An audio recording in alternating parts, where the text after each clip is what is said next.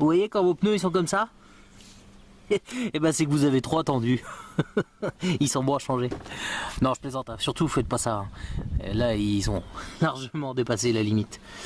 Changez-les bien avant, hein. Moi c'est que je suis pas prêt de le faire. En fait l'autre jour j'ai crevé et j'avais que ce pneu à mettre pour me dépanner. Donc voilà. Bon, et ben on va changer ça.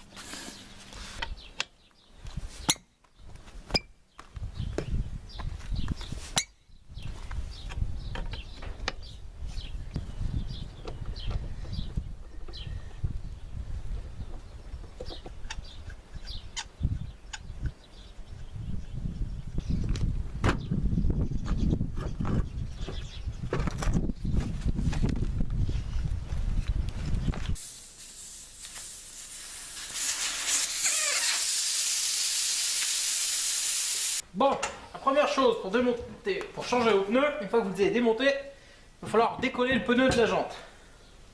Avec ça, ça va beaucoup mieux.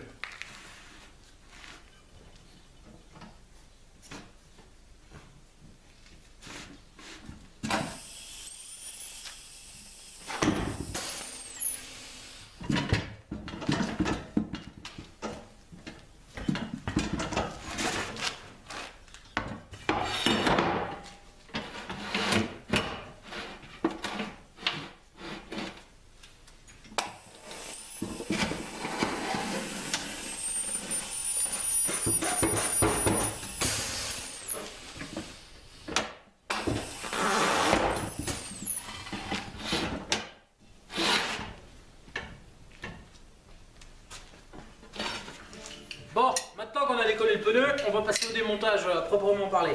Donc pour ça, démonte pneu. Bon, alors il en existe plusieurs sortes, plusieurs modèles, plusieurs longueurs. Après, du moment qu'il démonte les pneus et qu'il les remonte, on s'en fout. Moi c'est le modèle classique standard, hein, que j'utilise. Donc voilà. Donc le côté comme ça sert au montage, oui, et ce côté au démontage. Pour démonter votre pneu, alors, normalement on commence toujours à la valve. Ça c'était surtout valable pour les pneus avec chambre. Avec les tubeless, on s'en fout un peu. Donc, positionnez votre valve en face de vous. Ensuite, vous appuyez à l'arrière du pneu à ce niveau, de manière à enfoncer le talon dans la jante. Sinon, vous allez en chier comme un turc. Et puis, vous n'allez pas l'arracher. Ensuite, on passe un démonte-pneu de ce côté, et hop, on fait levier.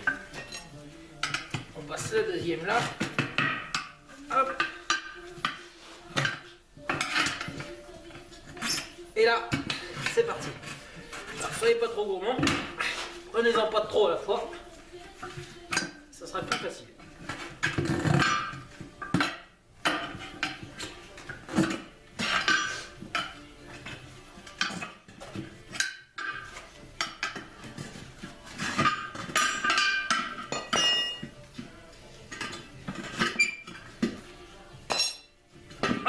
On a défait un premier côté. Le suivant, on redresse le pneu, on reprend un démonte-pneu, on passe comme ça. Et là, on vient écraser le pneu. Ensuite, un marteau, on évite de taper sur la jante.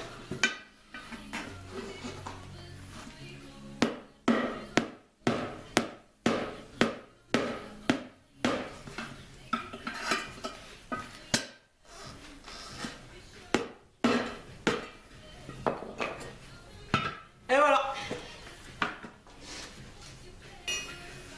Bon, remontage maintenant. Alors, pour ça, une fois que vous avez votre pneu neuf, vérifiez le sens de rotation. Normalement, vous avez une flèche qui l'indique. Normalement. C'est surtout important le sens de rotation par rapport au dessin sur le pneu. Lorsque vous roulez sur route humide, le pneu agit comme une sorte de pompe en fait qui aspire l'eau de manière à ce que l'eau s'intercale pas entre le pneu et le bitume, quoi. Et si vous le montez à l'envers, ça se peut que ça marche beaucoup moins bien, voire pas du tout. Et vous augmentez les risques d'aquaplaning. Oui, comme ça. Donc, comme ça. Oui. Donc, pour monter votre pneu, alors, petite astuce, vous pouvez graisser, c'est-à-dire, enfin graisser, lubrifier le talon du pneu de manière à ce qu'il glisse mieux pour le mettre sur la jante. Alors attention, quand je dis graisser, utilisez surtout pas de produits dérivés du pétrole, à savoir des graisses, de l'huile ou tout autre truc comme ça, parce que les pneus le tolèrent très très mal. C'est-à-dire que ça les rend durs, ça les rend craquants, ils fissurent, ils fendent et bon, ça les abîme. Alors c'est sûr, si vous faites je sais pas moi, 30 000 km en 3 mois, le pneu il n'aura pas le temps de s'abîmer. Mais si vous roulez très très peu, il risque de pourrir, quoi, d'être tout craqué alors qu'il ne sera pas usé. Mais vous pouvez par contre utiliser tout ce qui est végétal, de l'huile végétale ou du saindoux, enfin des trucs comme ça. Ou alors, moi on m'avait appris ça à l'école, la lessive, tout simplement. C'est gras, ça glisse, du savon ça marche très bien. Donc voilà, allez. Bon, on va un peu sur un chiffon. Voilà.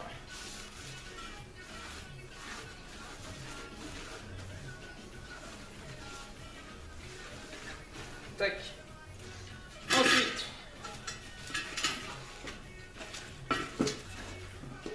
vous le faites glisser le plus que vous pouvez sur votre jante. Ensuite, vous prenez donc ce côté du démonte-pneu.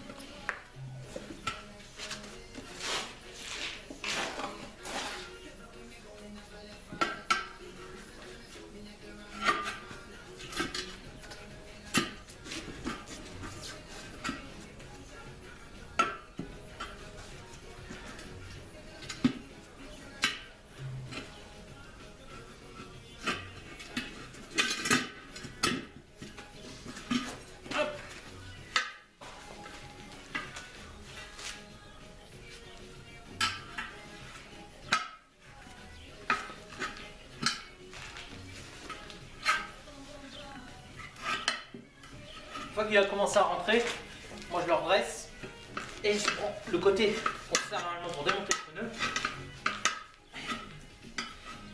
et je le fais glisser à l'intérieur.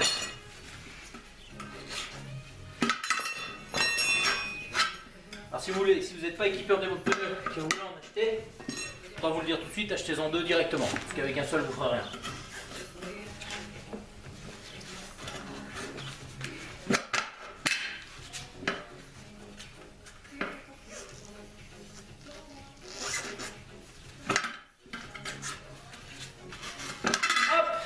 Voilà, on a monté une face. Et bien maintenant on va faire la deuxième.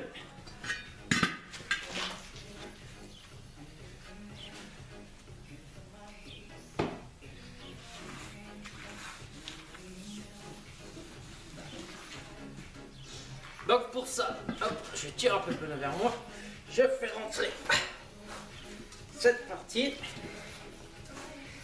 Et après, même principe. Démonte pneu, prenez dans ce sens, vous accrochez le bord de la jante et en avant, un peu d'un côté, un peu de l'autre.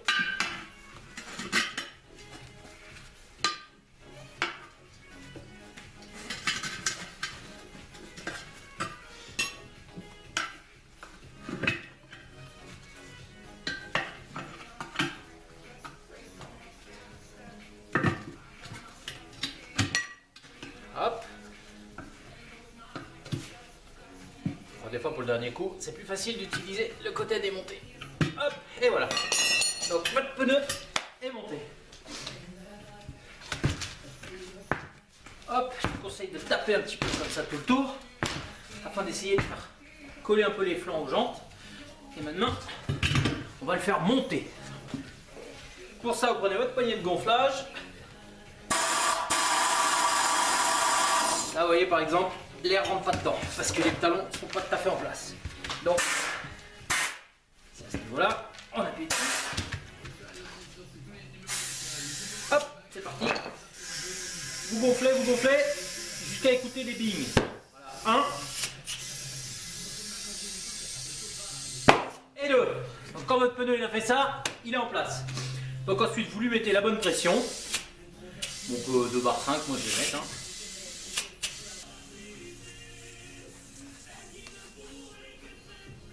Hop. Une fois que le but est mis, vous refaites votre pression. Et voilà, votre pneu est prêt à être remonté. Donc il est prêt à être remonté, mais il reste un petit détail à faire. Normalement, enfin moi je le fais pas parce que bon, c'est ma voiture qui traîne dans les chemins et qui fait très peu de route quoi. Essayez de faire équilibrer vos roues. Donc ça faut être équipé. Donc voilà, moi je suis pas assez d'équipement.